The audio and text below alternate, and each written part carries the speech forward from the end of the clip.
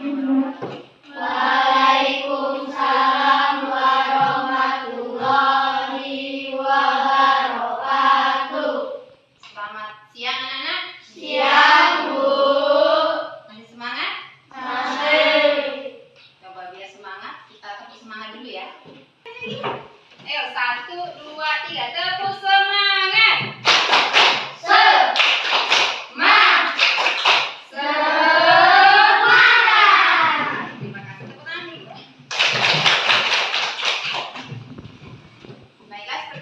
Sebelum kita masuk pelajaran kita hari ini, silakan berdoa dulu. Silakan dipimpin doa. Siap berdoa mulai.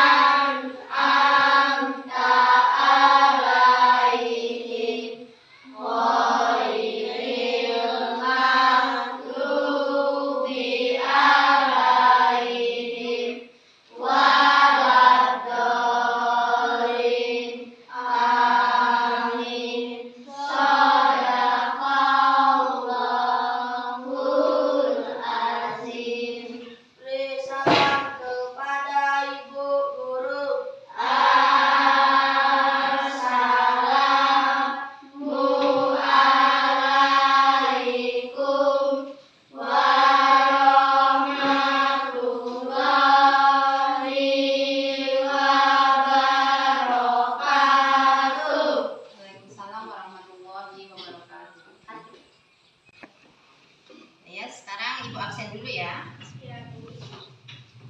Afika Reta. Hadir, Bu. Anggi. Hadir, Bu. Bakti Nizam. Hadir, Bu. Dwi Dwita Sari. Dwi Dwita Pratiwi. Hadir, Bu. Levia Regina. Hadir, Bu. Lutfia Tunisa. Hadir, Bu. Alif Alamsa. Hadir, Bu. Muhammad. Hadir, Bu. Wahyu Nurjana. Hadir, Bu. Yusuf Adi Wiguno. Hadir, Bu. Siska Salsabila. Hadir, Bu. Rizky Tritandri. Hadir, Bu. Justin. Hadir, Bu. Yuda. Hadir, Bu. Baik ya, berarti hadir semua ya. Ya, Bu. Tidak ada yang izin hari ini, alhamdulillah.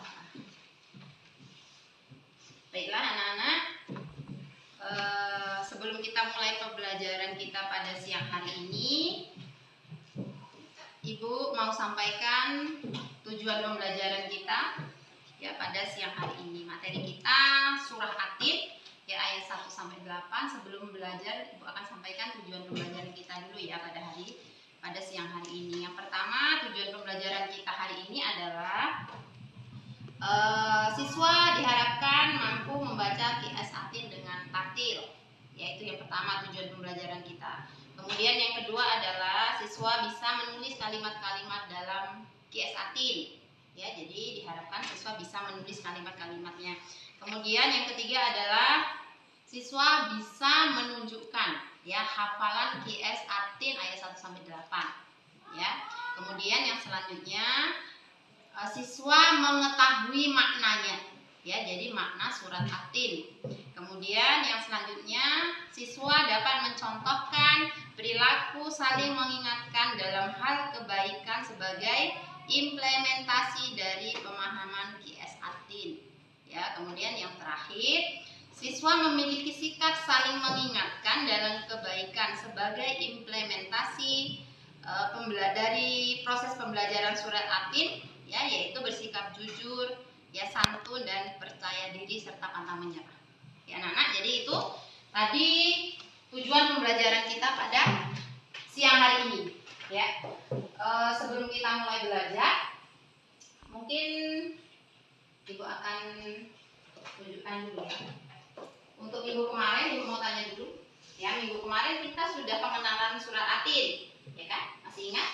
Jadi nanti ini lebih ke pendalamannya lagi ya. Kalau kemarin kita pengenalan, sekarang lebih ke pendalaman materi, ini kita bahas tentang makna, ya, makna surat dari Atin tersebut. Coba Ibu tanya dulu. Ada berapa tadi surah Atinnya? Jumlah Siapa yang jawab? Coba siapa satu saja yang jawab? Yuda.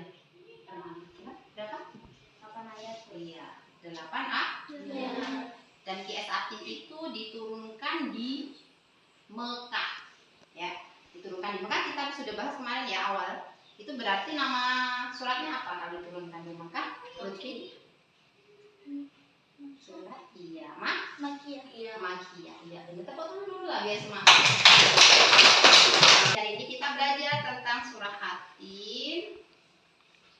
Ini di awal. Sebelum kita masukin lagi kita mau tunjukkan dulu. Coba ada gambar kan? Di depan ada gambar. Gambar apa itu coba? Gambar apa coba? Anggi. Anggi? Nah, ada Anggi. Gambar apa? Ada gambar kucing. Ada gambar apa lagi? Ada gambar manusia. Iya. Cewek ya bentuknya ya.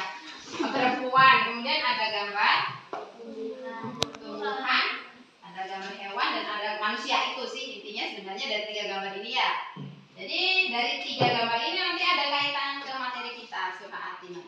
Ya, jadi ibu mau tanya dulu lah sebelum kita pembahasan yang lebih lanjut. Dari 3 makhluk yang ibu tampilkan di depan, ya, ada manusia, kemudian ada kucing dan ada tumbuh-tumbuhan. Ya, Allah ciptakan ini semua sebagai makhluk, ya kan? Nah, siapa yang paling sempurna di antara ketiga makhluk ini? Manusia pintar semua. Nah, itu dikatain keren sih. Manusia. Ya, tepuk tangan lah untuk kalian semua. Yang paling sempurna penciptaannya adalah manusia. Ya, di antara makhluk Allah yang lain. Oke, ya itu yang pertama. Ya, setelah ini kita akan masuk pembelajaran dulu. Tuh, kita baca dulu. Sudah ada yang bisa baca tuh surat Atinnya? Ibu yakin ada yang sudah bisa lah baca Al-Quran. Ini kan sudah kelas 5 kan? Coba kita baca dulu, kita tes bacaannya dulu. Ya, tes bacaan Qiyas Atinnya dulu. Ibu mau coba tolong Destin. Destin baca dulu. Dari bismillah ya. Coba bismillah dulu. Bismillahirrahmanirrahim. Wattini wazzaitun. Iya, bagus. Langsung Atin baca. Baca artinya. Satu, demi buah tin dan buah zaitun. Baik. Bagus ya. Keren. Justin pinter udah bisa baca Al-Qur'an. Oke, yang selanjutnya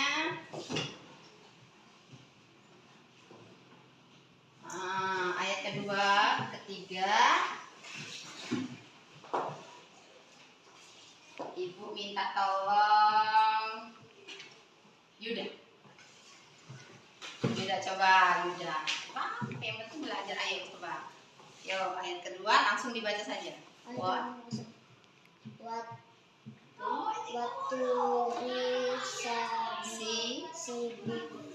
Watu risinin. Oke, Yuda belum begitu lancar membacanya ya. Oke, selanjutnya ayat ketiga. Jangan tegang-tegang lah, anak mukanya santai saja. Takut ya disuruh ya. Coba Lutfi, ayo ayat keempat. Oke, bagus, bagus ya. Selanjutnya siap-siap tuh yang selanjutnya masih ada ayat ketiga, keempat, kelima, keenam, dan ketujuh, ke-8. Oke, sekarang ayat ke 3 ya. 4 dan 5 ya. 4 dan 5. Nampak? Lihat? Terlihat kan? Lihat kan? Terlihat lah. Oke, yang keempat Nizam. Nizam bacanya. Yuk. Ada apa?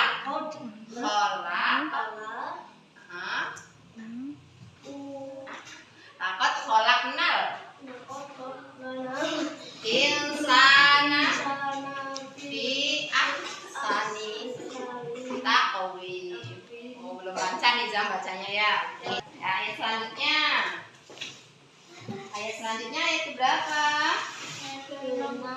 Ke 6 6 ya. 4, 6, 7, 8. Oke. 6, 7, 8. Ya, Ibu minta Yusuf. Ayo baca. Illallazina amanu wa amilus solihati falahum ajrun ghairu mamnun. Iya, bagus terus. Sampai ayat 8. Ya. Fama yukadzibuka ba'du biddin alaysallahu bi ahkamil hakimin. Shadaqallahu. Keren, bagus sekali. Bagus. Jadi setelah belajar tadi, setelah Ibu praktekkan membaca di depan, ada yang sudah lancar, ada yang masih terbata-bata.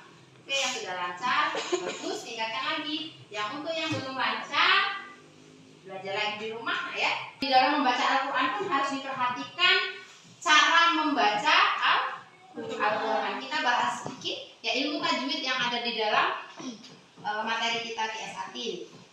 Oke, nah jadi ayat pertama ada wattini wazzaitun ya. Nah di sini ada huruf alif lam kan? Ada huruf alif lam enggak? Ini huruf apa ini?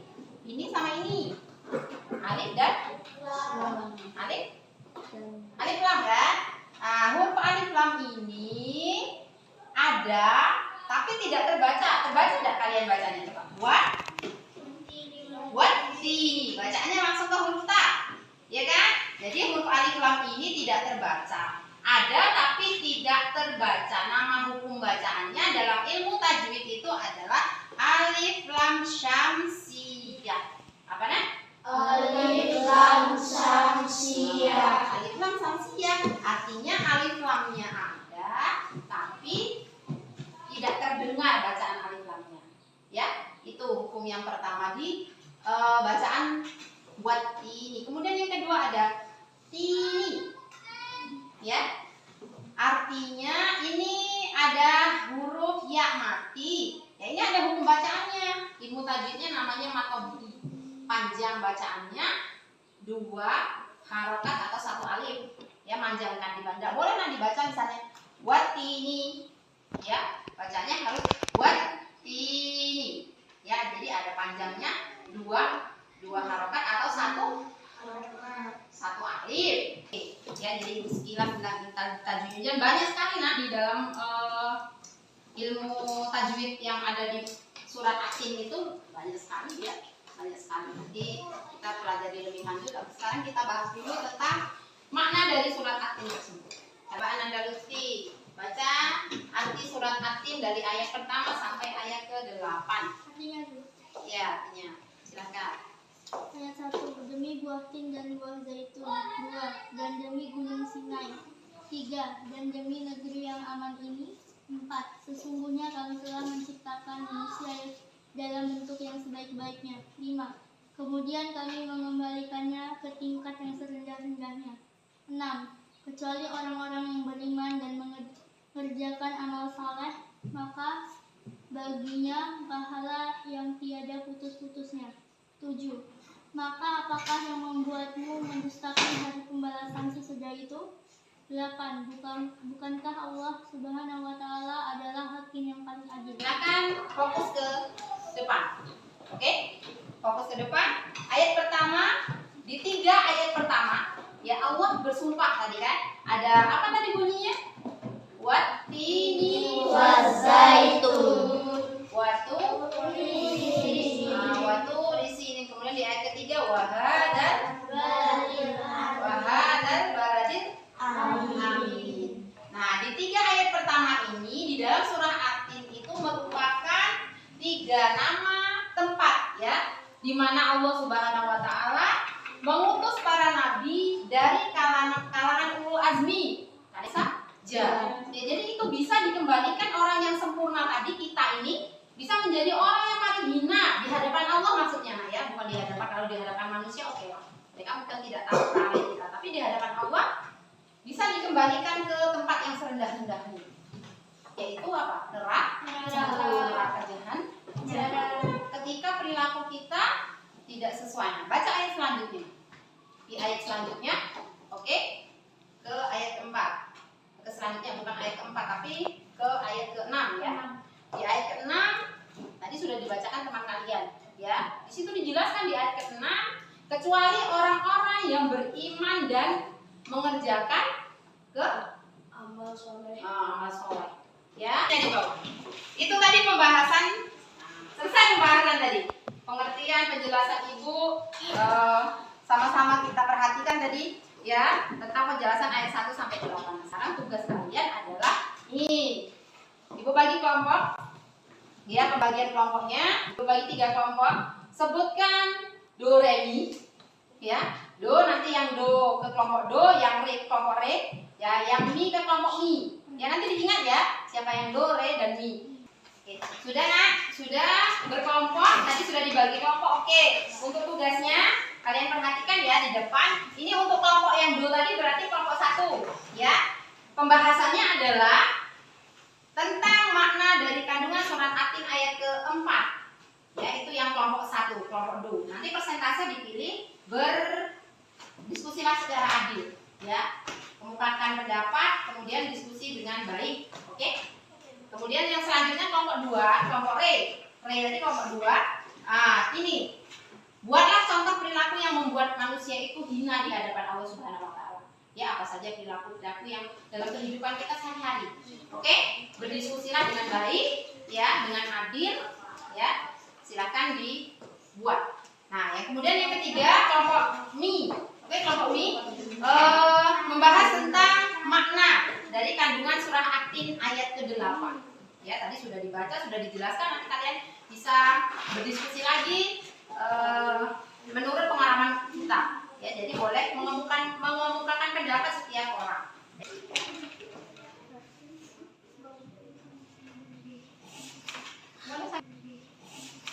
Boleh sambil ngobrol. Tapi ngobrolnya ngobrol tentang manusia.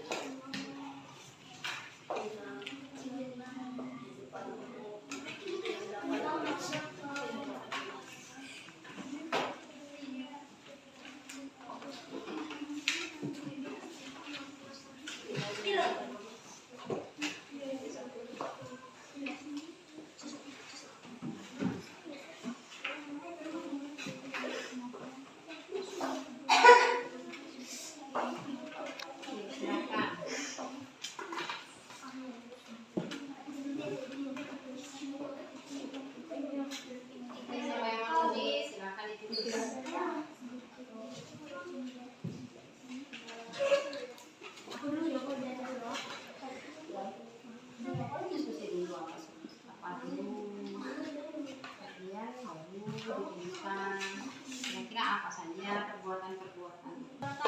Waalaikumsalam warahmatullahi wabarakatuh. Kami dari kelompok 3 akan membahas tentang makna kandungan surat Atin ayat 4. Kelompok 3.